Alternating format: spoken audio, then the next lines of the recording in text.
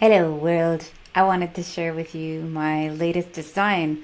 This one is in Rancho Santa Fe, California, which is super fun for a Canadian to design because it's got all these wonderful fruits I wish I could grow. But we put in a whole bunch of fire resistant plantings for this design as well.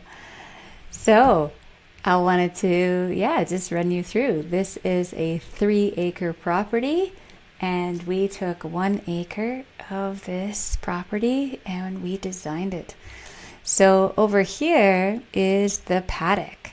So right now it is a wide open space. She does have some chickens down there. I can zoom in a little bit for you here.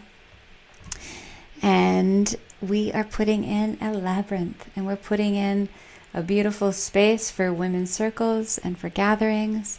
And we've added in a whole bunch of different fruit trees. These are all perennials. We're going to pack this full as the budget allows. So we are also adding in over here, you can see we've got some raised beds that are currently there. We're going to add in some more along the pathway.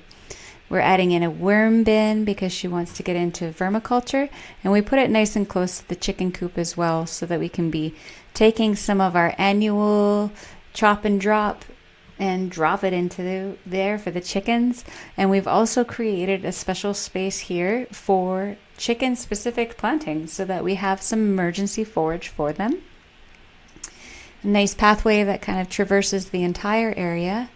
Over here we have our larger nut trees near the bottom. She says there's a lot of coyotes down there, so didn't really want to be traversing the area. So we have things like nuts that are going to be a little bit later in the season to be harvesting, and it's not going to require as much maintenance to be harvesting from those nut trees.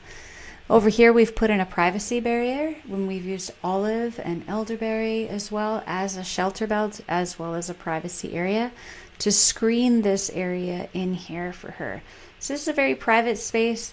This is a meditation space. I've called it Ganesha's Garden. And in there I've put a lot of plantings of edible flowers, so things that are very beautiful and also edible. We've put in a nice rose garden in here, and we've interplanted with grapes because grapes and roses love to grow together. Over here there's going to be a water feature.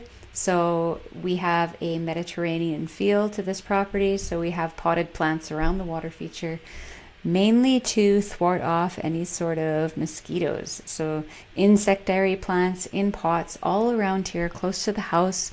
So if you're hanging out on the patio, this is all a seating area. Even all over around here in the pool side, we can have potted plants with those insectary plants to thwart off mosquitoes while we hang out with our guests.